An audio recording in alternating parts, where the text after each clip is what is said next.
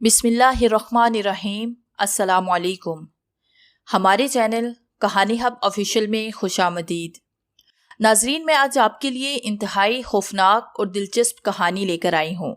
लेकिन कहानी शुरू करने से पहले आपसे गुजारिश है कि अगर आपने हमारा चैनल सब्सक्राइब नहीं किया तो आप हमारे इस चैनल को सब्सक्राइब कर लीजिए और बेल आइकन को भी प्रेस कर लें ताकि हर नई आने वाली वीडियो बआसानी आप तक पहुँच सके। जीना दुश्वार कर दिया है। इतनी मुश्किलों से अब्बा से इजाज़त ली थी, रुकावट पर रुकावट, पहले अब्बा और अब ये लफंगे। अगर यही चलता रहा ना तो तेरा तो पता नहीं, पर मेरी जॉब ज़रूर ख़त्म हो जाएगी। अल्लाह ना करे।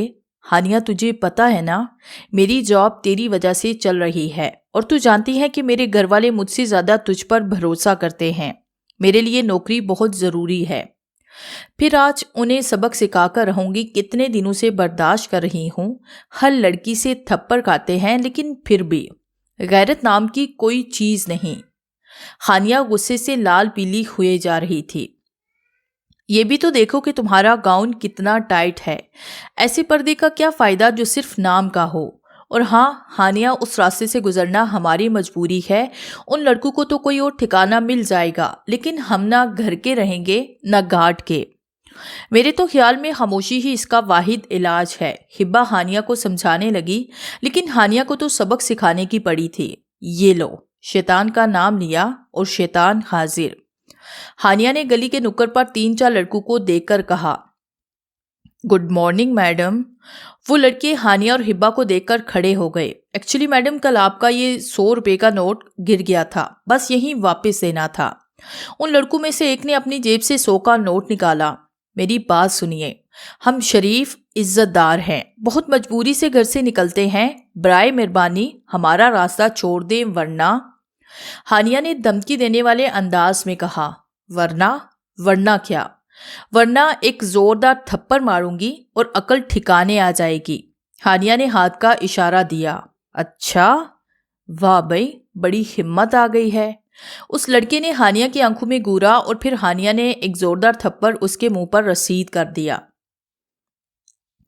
या अल्लाह मदद करना। हानिया बड़बड़ाकर बैठ गई, साइड टेबल से पानी का गिलास उठाया और गटागट पी गई।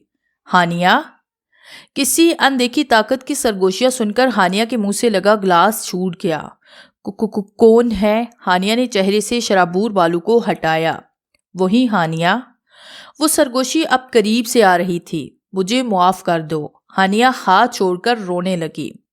जनाटेदार थप्पड़ हानिया के चेहरे पर पड़ा और वो बेड से नीचे गिर गई। उसके गाल से खून रसने लगा था। हानिया बेटा, दरवाज़ा खोलो। हानिया के अब्बा कमरे का दरवाज़ा ज़ोर ज़ोर से पीटने लगे। अब्बा की आवाज़ सुनकर वो भागकर कुंडी की तरफ आई। बाप के सीने से लिपटकर वो फूट फूट कर रोने लगी। हानिया बेटा, क्या हुआ? कोई ख्वाब देख लिया क्या? बेटे डरो नहीं। अब्बा हानिया को तसल्ली देने लगे। अब्बा जान, आपको मेरे गालों से रास्ता खून नहीं दिखाई दे रहा? ख्वाब में डरने से क्या चोट लग जाती है? खून? कौन सा खून?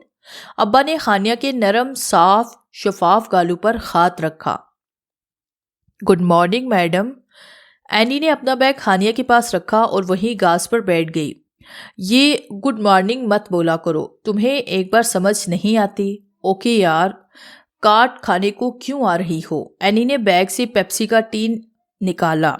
वैसे मेरी नानी कहती है कि आसेब का असर और दिल का चोर यानी इश्क छुपाए नहीं छुपता। अब आसेब तो होने से रहा, तो सेकंड वाली ऑप्शन का जवाब देना पसंद करेंगी आप? एनी ने हानिया के चेहरे को घूर कर देखा। क्यों? जिस पर आसेब हो उसके क्या सींग निकल आते हैं?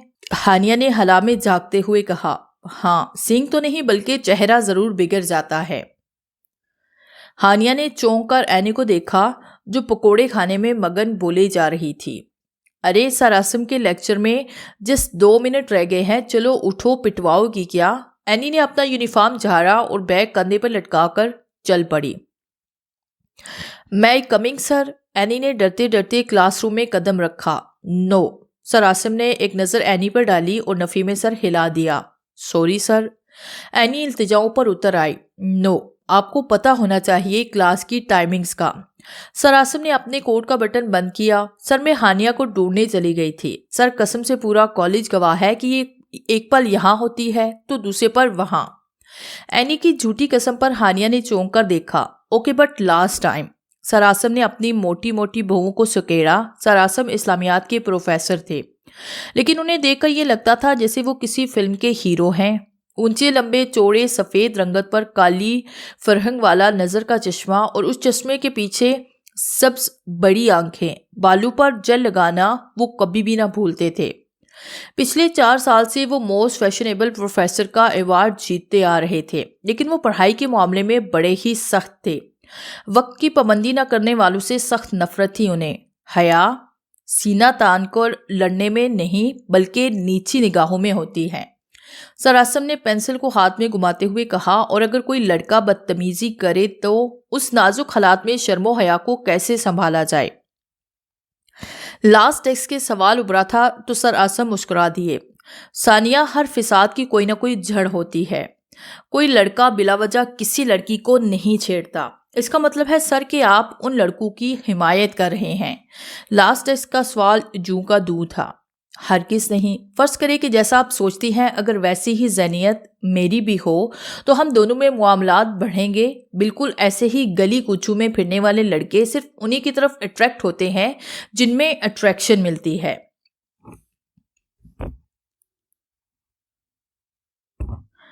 پر سر، گاؤن اور حجاب کرنے والی لڑکیوں میں کیسی اٹریکشن؟ اب کی بار اینی کی طرف سے سوال آیا۔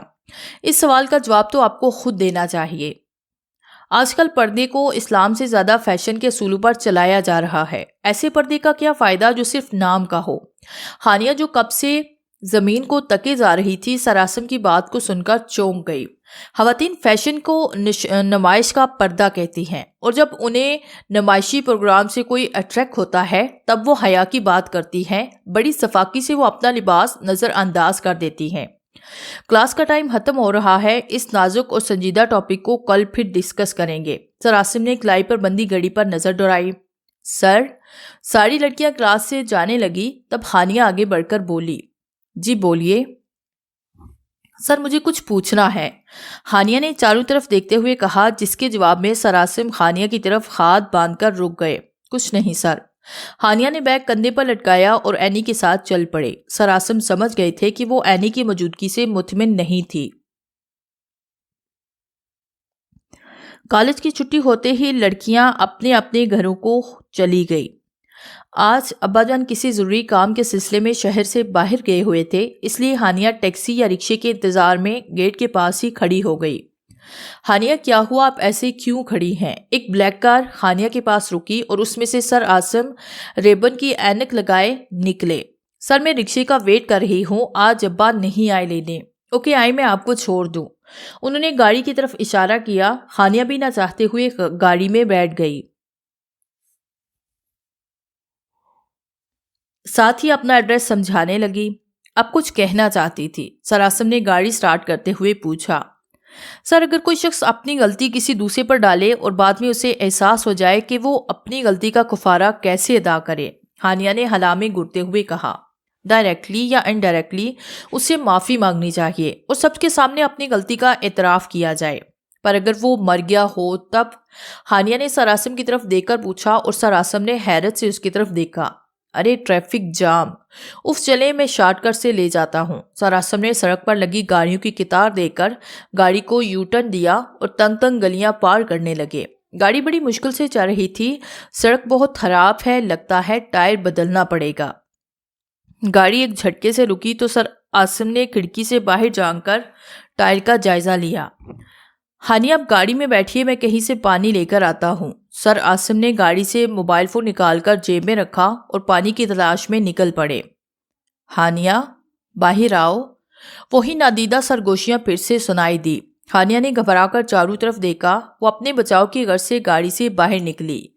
یہ تو وہی جگہ ہے، میں اس محلے میں کیسے پہنچی؟ ہانیہ نے تھوک نکلتے ہوئے پوچھا۔ گڈ مارننگ میڈم، آپ کا 100 روپے کا نوٹ گر گیا تھا، بڑی ہمت آ گئی۔ اس طرح کی ملی جلی آوازیں ہانیہ کا دماغ پھاڑ رہی تھی۔ ہانیہ نے سر پر دوڑ لگا دی، لیکن حیرت کے مارے اس کی آنکھیں پتھرا گئی۔ اتنا دوڑنے کے باوجود آخر میں وہ اسی نکڑ پر رکتی جہاں سے وہ بھاگ رہی تھی۔ اس تھپڑ کا بدلہ تو میں تم سے لے کر رہوں گا، ایسی موت آئے گی تمہیں جو تم سوچ بھی نہیں سکتی۔ ہانیہ، میرا وعدہ ہے تم سے، تمہاری اذیت کے آگے ہر اذیت پھیکی پڑ جائے گی۔ خدا کی لاٹھی بے آواز ہے ہانیہ، دردناک موت مرو گی۔ تم دنیا کے سامنے تماشا بنو گی، ویسے ہی جیسے تم نے مجھے بنایا۔ وہ آوازیں ہانیہ کی جان نکال رہی تھی۔ آتے جاتے لوگ اسے پاگل سمجھ کر نظر انداز کرنے لگے اور کچھ اس کی ویڈیو بنانے لگے۔ ہانیہ اپنے کان نوچنے لگی، وہ اپنے ناخنوں سے اپنے کانوں کو جیسے اکھاڑنے لگی۔ وہ ان آوازوں سے دور جانا چاہتی تھی۔ ہانیہ کے بال ٹوٹ کر اس کے ناخنوں میں پھنستے گئے، وہ بری طرح سے نڈال ہو گئی تھی، اس کا چہرہ خون میں لت پت تھا۔ ہانیہ، کیا ہوا ہے آپ کو؟ ہانیہ، ہوش کریں۔ سر عاصم نے ہانیہ کو دیکھا تو دوڑ کر اس کے پاس آئے، بمشکل اسے کار میں بٹھایا اور ہاسپٹل کی طرف گاڑی دوڑا دی۔ ایسے لگتا ہے کہ بہت سے لوگوں نے مل کر اسے مارا ہو، اس کی حالت غیر ہے، اگر تھوڑی دیر اور ہو جاتی تو شاید اس کے کان کے پردے پھٹ جاتے، ڈاکٹر عدنان نے کہا۔ یار عدنان، میں تو خود پریشان ہوں۔ عاصم، یہ ٹوٹلی پولیس کیس ہے، تم بچ کر رہنا۔ اس کی حالت سے مجھے خوف آ گیا تھا، اس کے ناخنوں میں اس کے کانوں کا گوشت ارسا ہوا ہے، بڑی ہی دردناک کنڈیشن ہے۔ عاصم، کہیں یہ لڑکی؟ عدنان اٹھ کر عاصم کے پاس بیٹھ گیا اور بات ادھوری رہ گئی۔ اچھا، میں اس سے مل کر آتا ہوں۔ عاصم نے کرسی کھسکائی اور باہر چلا گیا۔ زخم بہت گہرا ہے، ڈاکٹر نے کہا ہے کہ آپ کو کم سے کم 1 ہفتے کا ریسٹ کرنا چاہیے۔ آپ فکر نہ کریں، میں کالج سے آپ کی چھٹیاں لے دوں گا، آپ کو شام تک ڈسچارج کیا جائے گا۔ سر عاصم نے جواب کے لیے ہانیہ کی طرف دیکھا، مگر وہ تو نہ جانے کب سے چھت کو تکے جا رہی تھی۔ سلا، آپ کا بھائی آج ایک لڑکی کو ہاسپٹل لایا تھا، کہہ رہا تھا عدنان اسے جلدی ٹھیک کرو، میں نے اسے نکاح کرنا ہے۔ عدنان نے ایک زوردار کہکہا لگایا اور عاصم کی طرف دیکھا جو پانی ناک میں جانے کی وجہ سے کھانسی جا رہا تھا۔ اچھا، اتنی جلدی ہے شادی کی؟ عاصم، اگر اتنی ہی جلدی تھی تو آج آتے ہوئے اسے بھی لے کر آنا تھا، اپنی دلہن بنا کے۔ سلا نے چائے کے کپ میز پر رکھتے ہوئے کہا۔ اپی، عدنان مذاق کر رہا ہے۔ عاصم نے عدنان کو کوہنی ماری۔ ہانیہ اٹھو۔ سرگوشی سے ہانیہ اٹھ بیٹھی۔ پورے کمرے میں اندھیرا تھا، شاید بجلی والوں کی بہتر کارکردگی مہربانی کے لائٹ چلی گئی تھی۔ ہانیہ نے بالوں کو کیچر میں قید کیا اور سائڈ ٹیبل پر ہاتھ مارنے لگی۔ وہ اپنا موبائل فون تلاش کر رہی تھی، ہاتھ مارتے مارتے پٹخ کی آواز آئی، شاید موبائل فون نیچے گر گیا تھا۔ وہ بیڈ پر بیٹھی بیٹھی نیچے کی طرف جھکی۔ بیڈ کے نیچے سفید کفن میں لپٹی، شانوں پر کالے سیاہ بال بکھرائے، وہ لال لال آنکھوں سے ہانیہ کو دیکھ رہی تھی۔ ہانیہ نے جیسے ہی اسے دیکھا اس کی چیخ نکل گئی۔ ہانیہ کے چیختے ہی وہ فوراً غائب ہو گئی۔ ہانیہ نے ڈرتے ڈرتے آنکھیں کھولی تو کمرے میں مکمل طور پر سناٹا تھا۔ اچانک اسے کنڈی کی آواز آئی، جیسے کسی نے کنڈی لگائی ہو۔ وہ چاروں طرف آنکھیں پھاڑے دیکھنے کی ناکام کوشش کرنے لگی۔ ہانیہ، اس سرگوشی کے ساتھ کفن میں لپٹی وہ لڑکی پھر نمودار ہوئی۔ حیرت کی بات تو یہ تھی کہ کمرے میں اندھیرا ہونے کے باوجود وہ بالکل صاف دکھائی دے رہی تھی۔ مجھے معاف کر دو، میں مجبور تھی، مجھے چھوڑ دو۔ ہانیہ رونے لگی۔ اس لڑکی نے اپنے بازو لمبے کیے اور ہانیہ کے دونوں ہاتھ اس کی کمر پر باندھ دیے۔ بیڈ کے نیچے سے ایک زنجیر نکلی اور ہانیہ کے پیروں سے لپٹ گئی۔ مارنا چاہتی ہو مجھے؟ مارو، میں بھی مرنا چاہتی ہوں، نکلنا چاہتی ہوں اس اذیت سے، مارو مجھے۔ ہانیہ چیخ چیخ کر اس لڑکی سے کہہ رہی تھی، جبکہ وہ لڑکی سرخ انگارہ آنکھوں سے ہانیہ کو گھور رہی تھی۔ اس کے کالے بال ہوا کے دوش پر الجھ گئے تھے۔ کھڑکیاں اور دروازے بند ہونے کے باوجود کمرے میں طوفان سا آ گیا تھا۔ اچانک بہت ساری تیز دھار والی چھڑیاں اڑ کر ہانیہ کے جسم میں پیوست ہو گئی اور وہ پتھرائی آنکھوں کے ساتھ بیڈ پر اوندے منہ گری پڑی تھی۔ پورے کمرے میں خون کی جیسے ندی بہہ گئی تھی۔ اینی، یہ ہانیہ کی چھٹی کی درخواست ہے، میں نے سائن کر دیے ہیں، اب ہانیہ کے باقی ٹیچر سے بھی سائن کروا لینا۔ اینی سٹاف روم میں داخل ہوئی تو سر عاصم نے ایک پیپر اینی کو تھمایا۔ لیکن سر، ہانیہ تو کالج آئی ہوئی ہے، انفیکٹ وہ میرے ساتھ آئی ہے، سٹاف روم سے باہر کھڑی ہے، میں بلا کر لاؤں اسے؟ اینی سر عاصم کو حیرتوں کے سمندر میں چھوڑ کر ہانیہ کو بلانے چلی گئی۔ السلام علیکم سر۔ ہانیہ کی آواز پر سر عاصم نے نظر اٹھا کر ہانیہ کو دیکھا تو حیرت سے منہ کھلے کا کھلا رہ گیا۔ ہانیہ نے موٹے موٹے بھاری سے جھمکے کانوں میں لٹکائے ہوئے تھے۔ اس کے کانوں کی حالت بالکل ٹھیک تھی۔ وہ بڑے آرام سے جھمکے ہلا ہلا کر بول رہی تھی۔ سر عاصم نے کچھ سوچتے ہوئے گاڑی ڈیفنس کی طرف دوڑا دی۔ السلام علیکم۔ فلیٹ کا دروازہ ہانیہ نے کھولا تو سر عاصم نے سلام کیا۔ سر آپ میرے گھر، اندر آئیے سر۔ ہانیہ نے اندر کی طرف ہاتھ کا اشارہ کیا۔ آج آپ ہاف ڈے لے کر آئی تھی، اس لیے سوچا کہ آپ سے مل آؤں۔ جی سر، اصل میں ابا ہاسپٹل میں داخل ہیں، وہ شہر سے باہر گئے ہوئے تھے، انہیں دل کا دورہ پڑا، رشتہ داروں کے پاس رکے ہیں، اس لیے کالج میری طبیعت خراب ہو گئی تھی۔ اللہ پاک انہیں صحت دے۔ میں ایک اور سلسلے میں بھی آیا تھا، آپ کے ابا یہاں ہوتے تو زیادہ اچھا تھا۔ دیکھیے ہانیہ، میں ایک اسٹریٹ فارورڈ انسان ہوں، اس لیے برا مت بنائیے گا۔ ہانیہ، ول یو میری می؟ سر عاصم رک رک کر بولے اور ہانیہ نے بے یقینی سے سر عاصم کو دیکھا۔ ہانیہ، میں جانتا ہوں کہ آپ شاکڈ ہوں گی، بٹ یہ سچ ہے۔ میں، میری بہن سلا، میری بھانجی امن اور بہنوئی عدنان جو آپ سے ہاسپٹل میں ملا تھا، ڈاکٹر عدنان، ہم سب ایک ہی گھر میں رہتے ہیں۔ عدنان کے گھر والے لندن شفٹ ہو گئے ہیں، میرے والدین بچپن میں سے ہی گزر گئے تھے۔ آپ اپنے بارے میں بتائیے۔ جی میں، ابا اس گھر میں رہتے ہیں۔ ہانیہ کچھ کہتے کہتے رک گئی اور عاصم نے ہانیہ کی آنکھوں میں جھانکا۔ کچھ نہیں بیٹا، ایک نہ ایک دن تو ہانیہ کو بہانا تھا، بس مجھے تو حیرانگی ہوئی کہ آپ اچانک سے ایسے۔ ابا نے چائے کی چسکی بھرتے ہوئے کہا، انکل آپ ان میٹر کو چھوڑیں اور شادی کی تاریخ پکی کریں۔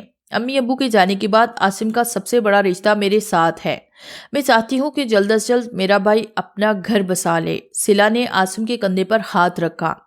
جی بالکل، آپ جانتی ہیں اس ایک انسان نے میری زندگی اجیرن کر دی ہے، بیویوں کا تو نام بدنام ہے، اصل میں فساد کی جڑ تو یہ سالے صاحب ہوتے ہیں۔ عدنان نے نہایت رازداری سے ہانیہ کے کان میں کہا، چلے جاؤ یہاں سے۔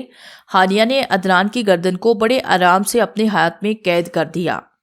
Hania, what's wrong with you? Hania, ہوش کرو۔ ہانیہ کی غیر ارادی حرکت دیکھ کر سبھی گھبرا گئے۔ اچانک ہانیہ کی دھڑکنیں اتنی تیز ہو گئی کہ کمرہ دھک دھک کی آوازوں سے گونجنے لگا۔ ہانیہ کی آنکھیں کسی انگارے کی طرح دہکنے لگی۔ ہانیہ کے بال شانوں پر بکھیر کر ہوا میں لہرانے لگے۔ چلے جاؤ، میں بدرو نہیں ہوں، تم معصوم ہو، مگر یہ معصوم نہیں، تم پچھتاؤ گے، چھوڑ دو اسے، جاؤ۔ ہانیہ منہ پھاڑ پھاڑ کر بول رہی تھی۔ ہانیہ کی آواز میں عجیب سا بدلاؤ تھا۔ بے وقوف مت بنو، ارے یار آج تو 1 اپریل ہے نا۔ ہانیہ پھول بنا رہی ہے سب کو۔ عاصم سب کو مطمئن کرنے لگا۔ میں خانیہ نہیں، ہبہ ہوں، ابھی بتاتی ہوں۔ ہانیہ نے امن کو ہوا میں اچھال دیا۔ وہ کسی روئی کے گالو کی طرح اڑتی ہوئی دیوار سے ٹکرا کر بے ہوش ہو گئی۔ امن؟ سبھی بھاگ کر امن کے پاس گئے۔ عاصم نے امن کو پانی کے چھینٹے دیے۔ امن کے سر سے خون بہنے لگا۔ عاصم غصے سے دانت پیستے ہوئے اٹھا اور ہانیہ کا بازو پکڑ کر گھسیٹتا ہوا گاڑی میں لے گیا۔ عاصم نے گاڑی سٹارٹ کی اور اندھا دھند ڈرائیو کرتا ہوا قبرستان کے پاس جا کر رکا۔ بہت شوق ہے نا تمہیں ڈرانے کا، چلو ڈراؤ اب، قبرستان میں تو روحیں آزاد پھرتی ہیں، اب تمہیں بھی آزاد کیا، ڈراؤ اب۔ عاصم نے ہانیہ کو ایک قبر کی طرف دھکیلا۔ اب ساری رات یہیں سڑنا اور ان قبروں کو ڈرانا۔ عاصم نے گاڑی کی چابی لگائی اور گاڑی سٹارٹ کرنے لگا۔ عاصم سر؟ عاصم کو اپنے عقب سے آواز آئی تو اس نے گھبرا کر پیچھے دیکھا۔ بیک سیٹ پر ہانیہ بڑے آرام سے بیٹھی مسکرا رہی تھی۔ عاصم جلدی سے گاڑی سے اترا اور الٹے پاؤں دوڑ لگا دی۔ وہ کسی چیز سے ٹکرایا اور اوندے منہ ایک قبر پر جا گرا۔ ہبہ ولد ریاض۔ قبر کے کتبے پر ہبہ کا نام پڑھ کر عاصم کو ٹھنڈے پسینے آنے لگے۔ عاصم ہمت کر کے کھڑا ہوا تو وہاں ہوا میں ہانیہ کو پایا۔ وہ عاصم کو ہی دیکھ کر اس کی طرف آ رہی تھی۔ کون ہو تم؟ ہانیہ کے پیچھے کیوں پڑی ہو؟ کیا ہانیہ نے تمہارا کچھ بگاڑا ہے؟ عاصم کے پیچھے سے نہایت نورانی آواز آئی تو عاصم نے مڑ کر دیکھا تو ایک سفید داڑھی والے بزرگ کھڑے تھے۔ انہوں نے ہاتھ میں لمبی سی تسبیح پڑی ہوئی تھی جس کے دانے بات کرتے ہوئے بھی آگے آگے سڑک رہے تھے۔ وہ سب چولا پہنے عاصم کے پاس ہی آ کر کھڑے ہو گئے۔ بابا تو چلا گیا، میں اس لڑکی کو ختم کر دوں گی، تو بیچ میں نہ آ۔ ہانیہ ہوا میں لہراتی ہوئی بول رہی تھی۔ میں پہچان گیا ہوں، تیری خوشبو بتاتی ہے کہ تو نے ابھی تک خون نہیں پیا۔ تو نیک ہے، تجھے تیرے رب کا واسطہ دیتا ہوں، بتا کیا ہے تیرا انتقام۔ بزرگ کی آواز میں بہت نرمی تھی۔ ہانیہ کی آنکھوں میں آنسو آ گئے جو کہ شاید ہانیہ کے نہیں بلکہ ہبا کے تھے۔ ہبا نے بولنا شروع کیا، میں اور ہانیہ ایک اسکول میں جاب کرتے تھے۔ میرے گھر کے حالات فاقہ انگیز تھے، اس لیے مجبوراً مجھے گھر سے نکلنا پڑا۔ میری قریبی سہیلی اور ہمسائی ہانیہ نے اسکول جاب شروع کر دی۔ جاب شروع کیے ہوئے کچھ ہی دن ہوئے تھے کہ گلی کے نکڑ پر بیٹھنے والے لڑکوں نے ہمیں چھیڑنا شروع کر دیا۔ ہانیہ غصے کی تیز تھی۔ ایک دن غصے میں آ کر ہانیہ نے ان میں سے ایک لڑکی کو تھپڑ مار دیا۔ وہ لڑکا امیر باپ کا تھا۔ اپنے تھپڑ کا بدلہ لینے کے لیے اس نے ہانیہ کو خط لکھا کہ وہ بڑی جلدی تھپڑ کا بدلہ لے کر رہے گا۔ ہانیہ نے مجھے نہیں بتایا۔ اگلے دن جب میں ہانیہ کو اسکول کے لیے بلانے گئی تو ہانیہ نے بہانے سے اپنے گاؤن پر چائے گرا دی اور پھر ضد کرنے لگی کہ وہ آج چھٹی کرے گی۔ میں نے اسے اسکول جانے کے لیے منایا، یہ کہہ کر کہ وہ میرا گاؤن پہن لے جو کہ ڈھیلا تھا، اور اس کا گاؤن خود میں نے پہن لیا جو کہ بے انتہا ٹائٹ تھا۔ میں جانتی تھی کہ ان لڑکوں نے ہانیہ کو گاؤن سے پہچان لینا ہے۔ جب اسکول سے چھٹی ہوئی تو ان لڑکوں نے مجھے ہانیہ سمجھ کر اغوا کیا۔ بعد میں جب انہیں پتا چلا کہ میں ہانیہ نہیں بلکہ ہبا ہوں تو انہوں نے مجھے پولیس کے حوالے کر دیا کہ میں جان بوجھ کر اغوا ہوئی تھی۔ سب سے بڑھ کر ان لڑکوں نے ہانیہ کو پیسے کا لالچ دیا کہ عدالت میں میرے خلاف گواہی دے، تو ہانیہ نے عدالت میں قرآن پر ہاتھ رکھ کر جھوٹی گواہی دی۔ میں نے اسی رات اپنے آپ کو خنجر مار کر خودکشی کر لی، لیکن ہانیہ سے وعدہ کیا تھا کہ وہ بھی تماشا بنے گی۔ میرے گھر والے ہانیہ کی وجہ سے موت کی آغوش میں گئے، وہ صدمہ برداشت نہ کر سکے۔ بابا آپ بتاؤ کہ میں کیسے اسے چھوڑ دوں؟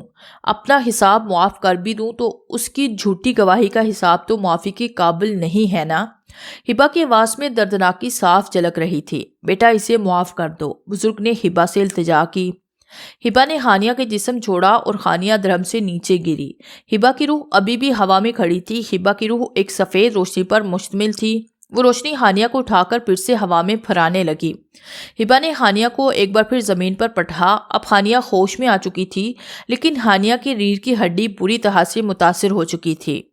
ہبا مجھے معاف کر دو، مجھے جانے دو، مجھے چھوڑ دو ہبا، میں تمہیں اللہ کا واسطہ دیتی ہوں، مجھے چھوڑ دو۔ ہانیہ زمین پر لیٹے لیٹے ہبا سے معافیہ مانگنے لگی۔ کر دیا معاف تمہیں، جاؤ، مگر میں ہمیشہ تمہارے دماغ پر سوار رہوں گی، تمہیں کبھی چھوڑوں گی نہیں، تمہارا دماغ گن کی طرح چاٹ جاؤں گی۔ ہبا کی روح ہانیہ کے بالکل سامنے بیٹھ گئی۔ ہبا کی نظر عاصم اور بزرگ پر پڑی جو ہبا کی قبر پر فاتح پڑھ رہے تھے۔ وہ مسکرائی اور آسمان کی طرف پرواز کر گئی۔ ہانیہ، نادیدہ سرگوشیاں ہانیہ کو آنکھیں بند کرنے پر مجبور کرنے لگی۔ وہ کسی بچے کی طرح رونے لگی۔ ابا مجھے چھوڑ کر مت جاؤ، ہبا آئے گی، اس نے مجھے کہا تھا، وہ آ گئی ہے، وہ دیکھو ابا، وہ دیوار پر ہبا کھڑی ہے۔ ہانیہ آنکھیں بند کیے اپنے آپ سے باتیں کرنے لگی۔ ریڑھ کی ہڈی ٹوٹنے کی وجہ سے وہ زندگی بھر کے لیے بیکار ہو گئی، وہ بس لیٹی رہی۔ کھڑکی سے باہر کھڑے عاصم نے بزرگ کو بتایا، میں جانتا تھا ایسا ہی ہوگا، یہ اذیت، یہ خوف ہانیہ کو نہ جینے دے گا اور نہ مرنے دے گا۔ اچھا عاصم بیٹا، میں چلتا ہوں، شام ہونے والی ہے اور مجھے عبادت کرنی ہے وہاں جا کر۔ بزرگ نے عاصم سے اجازت دی اور چلے گئے۔ کاش تم وہ سب نہ کرتی۔ عاصم نے سرد آہ بڑھی اور اپنی کار کی طرف چل گیا۔ ابا جی، ہبا آ گئی ہے، وہ مجھے مار ڈالے گی، میں نے اسے دھوکہ دیا تھا، وہ مجھے مارنے آ گئی ہے، بچاؤ، کوئی تو مجھے بچاؤ۔ ہانیہ کا فلیٹ اس کی چیخوں سے گونجنے لگا۔